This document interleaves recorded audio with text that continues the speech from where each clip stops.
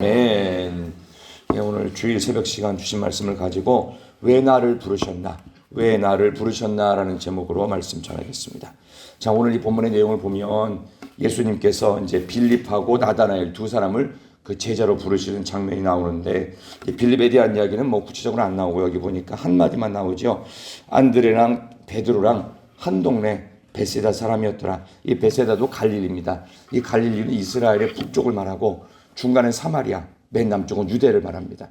그래서 갈릴리, 사마리아, 그 다음에 유대, 이렇게 해서 맨 위쪽 지역, 여기는 그야말로 못 사는 동네입니다. 그래서 갈릴리라는 말 딱 나오면, 혹시 또 나사렛 나오면은 이 못 사는 동네, 가난한 빈민촌, 이런 얘기가 되겠죠. 그 지역 사람이라는 거죠.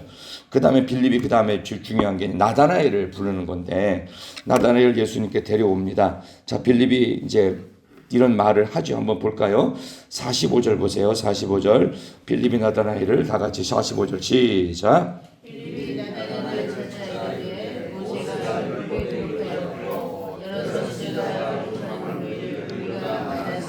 요셉의 아들 나사렛 예수니라. 아멘. 나다나엘을 찾아가서 일부러 예수님께 데려오려고 이제 그를 예수님 대신 이제 콜링 부름을 준 거죠. 그런데 누구냐라고, 누구한테 나를 데려가려고 하냐 하니까 다른 어떤 것보다 딱 한마디, 요셉의 아들 나사렛 예수다. 이 나사렛이라는 말을 붙임 자체가 굉장히 인격적인 거, 또 그다음에 지역 출신에 대해서 아주 하층민으로 생각하는 겁니다. 근데 숨기지 않고 있는 그대로 나사렛 예수다, 이렇게 얘기했을 때는 빌립 자신도 거기에 대해서 숨길 이유가 없고, 이분은 직접 경험해야 한다, 출신 갖고 모른다라는 것을 분명히 밝히고 있는 내용이지요. 그러니까 나다나엘이 당연한 반응을 보입니다. 46절 보세요. 다 같이 나다나엘이 시작. 날 수 있느냐? 빌립이 이르되 와서 보라 하니라. 아멘. 나사렛에서 무슨 선한 것이 나냐? 이 나사렛이라는 말 자체를 들으면서 역사상 단 한 번도 걸출한 인물을 배출한 적이 없는 빈민촌 나사렛이었습니다. 그래서 그 예수님을 어릴 때 유아학살을 했던 그 헤롯 대왕의 두 아들이 있었거든요. 아켈라오라든가. 근데 이런 사람들도 그 너무 학정을 하다 보니까 로마 황제가 너 그렇게 통치하면 되겠냐 하면서 귀향을 보냅니다. 그게 나사렛이었어요. 갈릴리 지역이었단 말이야. 그러니까 이 말 자체는 뭐냐면은 귀향의 장소, 빈민촌, 그리고 여기 가면은 사람들이 절대로 개선되지 않는 그냥 가난함 속에서 영원히 사는 그런 자리가 바로 나사렛이었고, 여기 나오는 갈릴리였습니다. 자, 그런 점에서 이러한 모습 속에 빌립은 뭐라고 받아치느냐 하면 46절 끝에 보시면 빌립이 이르되 뭐라고 되어 있죠? 46절 끝에 빌립이 이르되 와서 보라. 너 내 말만 듣고 모른다. 와서 봐. 와서. 직접 경험하라는 얘기죠. 내 몸을 직접 예수라는 분 앞에 와서 그리고 직접 경험해봐. 그 얘기입니다. 여기서 질문. 이스라엘은 유럽인가요? 아시아인가요? 아시아죠. 그러니까 이스라엘하고 우리하고 정서가 비슷할까요? 전혀 다를까요? 비슷합니다. 이게 당연한 얘기예요. 근데 유럽하고 아시아는 정서가 비슷해요? 달라요? 달라요. 그래서 예를 들면 신앙생활을 할 때도 서양 사람들이 중요한 게 뭐냐면은 예식하는 예식, 그 다음에 고백이 중요합니다. 그러니까 서양 사람들은 아무리 타락을 했어도 그 사람이 최소한 기독교 신앙을 한 번이라도 경험한 적이 있다 그러면 목사님한테 주례를 청합니다. 근데 우리나라는 뭐죠? 우리나라는 뭔데 쟤네들끼리 결혼식을 하는지는 이해가 되지 않습니다. 그러니까 걔네들한테 물어봐요. 그러니까 제가 이 얘기를 왜 하냐면은 서양은 그래서 세례식, 결혼식을 대단히 중요하게 생각합니다. 이거는 정말 어떤 상황에서도 본인이 교회 나가본 적이 없어도 우리 할머니가 나가고 우리 아빠가 나갔다면 무조건 목사님한테 주례받는 걸 정상이라고 생각합니다. 그게 당연하다고 생각해요. 최소한 죽을 준비를 하고 있는 거겠죠. 근데 동양은 달라요. 왜 다르냐? 동양은 이 두 가지 한번 보세요. 어떤 말을 더 많이 하는지 보십시다. 나 예수 믿습니다 라는 말과 예수 믿습니다라는 말과 나 교회 다닙니다.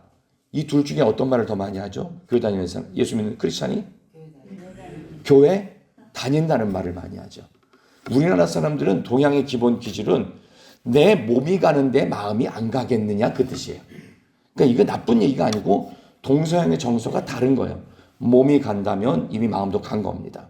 그래서 서로 다른 정서를 갖고 있어요. 그러니까 교회 다닌다는 말 자체는 내가 예수를 믿는다 하고 동일시해도 과언이 아니다. 그런 점에서 여기 나오는 빌립이 동양 사람이에요. 동양 서아시아. 그러니까 뭐라 그래요?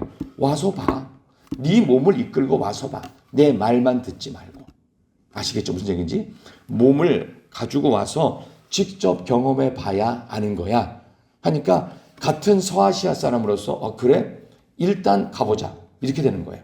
자, 그 다음에 뭐가 나오는지. 자, 47절 보세요. 이제 예수께 나오는 나다나엘을 보고 예수님께서 한마디 하십니다. 47절 다 같이 시작.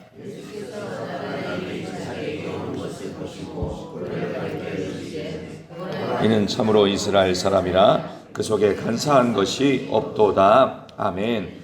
간사라는 말을 헬라어로는 돌로스라고 하는데 이 간사라는 말은 거짓됨이 없다. 정직하다 그런 뜻입니다. 근데 예수님이 나다나엘을 한 번도 본 적이 없단 말이에요. 근데 빌립이 데리고 올 줄을 알았을까 몰랐을까? 물론 하나님의 아들이시니까 알았을 수도 있는데 그냥 안 게 아니에요. 그의 내면을 깊숙한 것까지도 알고 다른 사람한테 말하지 않은 그가 어디 가 있었는지까지도 나다나엘에 정확하게 답변을 하시는데 48절 보겠습니다. 이 말을 듣고 나다나엘이 깜짝 놀랍니다. 자, 48절 시작. 어떻게 나를 아시나이까? 예수께서 대답하여 이르시되 빌립이 너를 부르기 전에 내가 무화과 나무 아래에 있을 때에 보았노라. 아멘. 어떻게 나 아세요? 나 아세요? 제가 간사한 게 없고 정직하다는 걸 어떻게 그냥 쉽게 말합니까? 나를 아시냐고요. 그러니까 예수님께서 편안한 미소를 띄우시면서 빌립이 너를 데려왔는데 빌립이 너 데려오기 전에 너 무화과 나무 아래에 있을 때 내가 봤다. 그러니까 정말 크게 놀랍니다. 그러면서 그 순간 그의 고백이 바뀝니다. 49절 나다나엘은 무슨 고백을 했을까요? 49절 다 같이 시작. 나다나엘이 대답하되 라삐여 당신은 하나님의 아들이시요 당신은 이스라엘의 임금이로소이다. 아멘. 하나님 아들이십니다. 그 다음에 당신은 이스라엘의 진정한 왕이십니다. 와, 이거 엄청난 고백을 하죠. 예, 그만큼 나다나엘은 자기만이 아는 무화과 나무가 있었습니다. 거기 아래에 있었던 것을 누구한테도 말해준 적이 없고 더군다나 빌립은 모를 텐데 어떻게 이것까지 나를 알고 있을까? 뒷조사를 했는가? 그래 보이진 않는 거예요. 왜냐하면 나사렛 출신의 예수라는 젊은이가 무슨 돈이 많아서 내 뒷조사를 시켰겠는가? 이런 생각을 하면서 그는 깜짝 놀랍니다. 여기서 먼저 하나 무화과 나무 아래에 있다는 건 뭘까요? 무화과 나무는 당시에 이스라엘을 대표하는 나무로서 무화과 나무 아래에서 뭔가를 모인다, 얘기를 한다. 그건 뭐냐면은 영원한 세상, 영원한 저 천국을 사모하는 이들이 모여서 율법에 대해서 서로 이야기하거나 깊은 묵상을 할 때 대개 무화과 나무 아래에 사람들이 모인다고 알려져 있습니다. 그러니까 여기 나오는 나다나엘도 영원한 천국에 대한 소망을 갖고서 거기서 무화과 나무 아래에서 묵상도 했을 것이고 사람들과 하나님이 주신 율법의 말씀에 대해서 이야기했을 것이 분명하죠. 그것을 지금 예수님은 먼저 알고 만나자마자 그 얘기를 하십니다. 너 영혼을 사모하는 마음으로 무화과 나무 아래에 있었지. 내가 너를 이미 봤어. 내가 너에 대해서 모르는 것이 있을 것 같니? 라는 식의 그런 이야기로 하나님 주님께서 말씀을 하시죠. 여러분 다시 처음으로 돌아갑니다. 여러분 왜 여러분을 부르셨을까요? 빌립을 왜 부르셨고 나다나엘을 왜 부르셨을까요? 우리는 예수님과 나다나엘의 대화 속에서 한 가지를 중요하게 확인할 수가 있습니다. 뭐가 확인되냐 하면 여러분들은 하나님을 등지고 사는 불행한 크리스찬이 되기를 원하십니까? 아니면 하나님만 바라보는 행복한 크리스찬이 되기를 원하십니까? 여러분 행복한 크리스찬 되기를 원하실 겁니다. 그렇다면 여기 나오는 나다나엘의 고백 속에서 그의 고백이 두 가지로 극명하게 갈리는 걸 볼 수 있어요. 46절, 49절 5절입니다. 먼저 46절을 보시면 나다나엘이 얼마나 불행한 삶을 살았는지를 보시면 46절 다 같이 나다나엘이 시작. 빌립이 이르되 와서 보라 하니라. 아멘. 나사렛에서 무슨 선한 것이? 이거는 자기 중심적인 고백이에요. 내가 생각하기에 나사렛은 절대로 좋은 건 못 난다. 나사렛은 빈민촌이고 귀향촌이지 거기는 절대로 역사상 한 명도 제대로 된 인물 태어난 적이 없는 거 나는 다 알고 있어. 무슨 소리야? 거기 출신이라고 말도 안 돼. 자기 중심적이고 또 그래서 하나님과 관계없이 묵상을 하고 무화과 나무 아래 있었지만 그의 마음속에는 행복한 그런 하나님의 사람이 아니었습니다. 근데 그가 고백이 바뀌죠. 49절에 다시 한번 읽습니다. 나다나엘이 49절 시작. 하나님의 아들이시요 당신은 이스라엘의 임금이로소이다. 아멘. 이제는 예수님의 얼굴을 똑바로 쳐다봅니다. 야, 이게 누구지? 저분이 누구야? 나사렛 출신이라고는 도무지 믿기지 않는 엄청난 것을 알고 있어요. 본인에 대해서 간사한 것이 없다고 했을 뿐만 아니라 아무한테도 말하지 않았던 무화과 나무 아래에서 나의 내면과 깊은 속에 공허함 속에 영원한 천국을 바라보는 그런 마음을 갖고 있다는 걸 어떻게 알까? 야, 이거 대단한 사람 같은데 하면서 호칭이 바뀌죠. 라비요, 선생님이요. 당신은 하나님의 아들이고 당신이야말로 진정한 이스라엘의 왕인 것 같습니다. 이제부터는 그분과 함께 뭐예요? 무화과 나무 아래에서 고백했던 영혼에 대해서 이야기하고 싶은 마음이 굴뚝같이 막 무려 닥친 거예요. 자, 그런 점에서 본다면 하나님이 우리를 부르신 이유는 딱 한 가지입니다. 하나님 등지고 사는 불행한 크리스찬이 아니고 하나님만 붙들고 사는 행복한 크리스찬으로 삼기 위해서 우리를 부르셨습니다. 부름을 받았다고 하지만 불행하게 교회 생활하시는 분이 있고요. 부름을 받았으면 순수한 마음으로 행복한 교회 생활하시는 분도 많습니다. 여러분은 둘 중에 어느 쪽이십니까? 행복한 크리스천 되시기를 소망합니다. 그것이 어떤 모습이든 어디서 어떤 봉사를 하든 또 내가 어떤 삶을 갖고 있든 내가 돈이 있든 없든 내가 건강하든 그러지 못하든 여러분의 삶 가운데 복되고 행복한 크리스찬으로 여러분을 부르신 줄로 믿습니다. 그런 점에서 그가 마지막으로 이런 얘기를 듣습니다. 예수께서 대답하십니다. 50절 51절 끝으로 읽습니다. 예수께서 시작.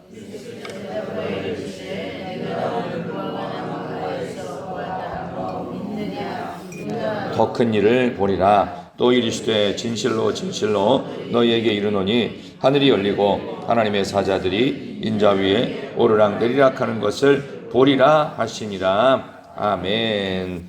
예수님은 더 엄청난 말씀을 하세요.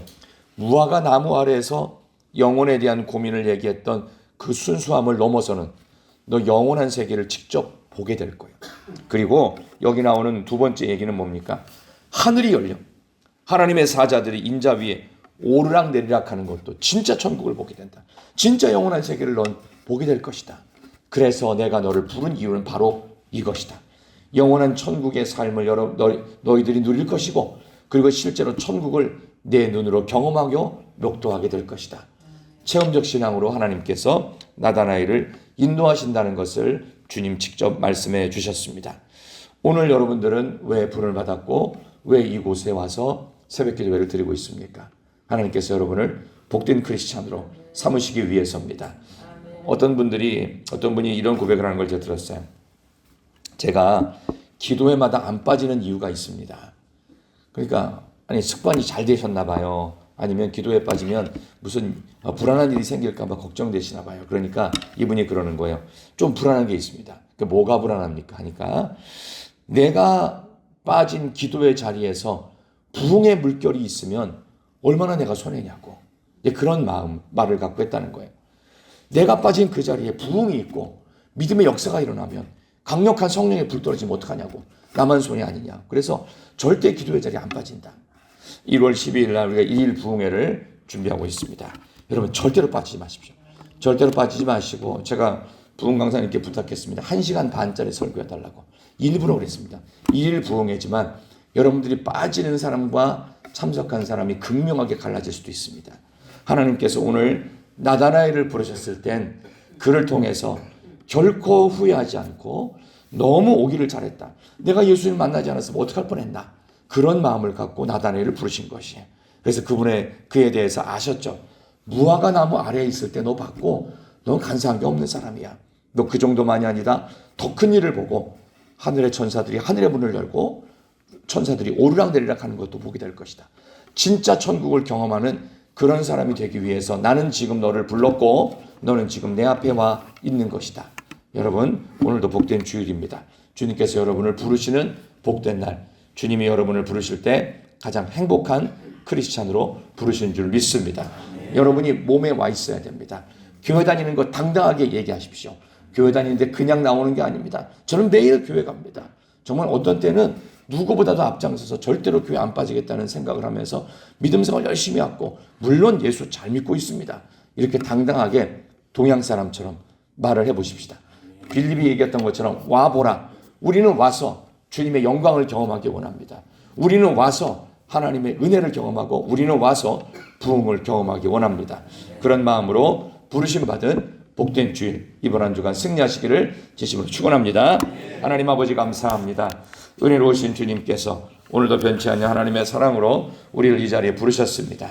예수 잘 믿는 사람 되게 하시고 교회 다니는 일을 열심을 내는 하나님의 백성들 되게 하여 주시옵소서.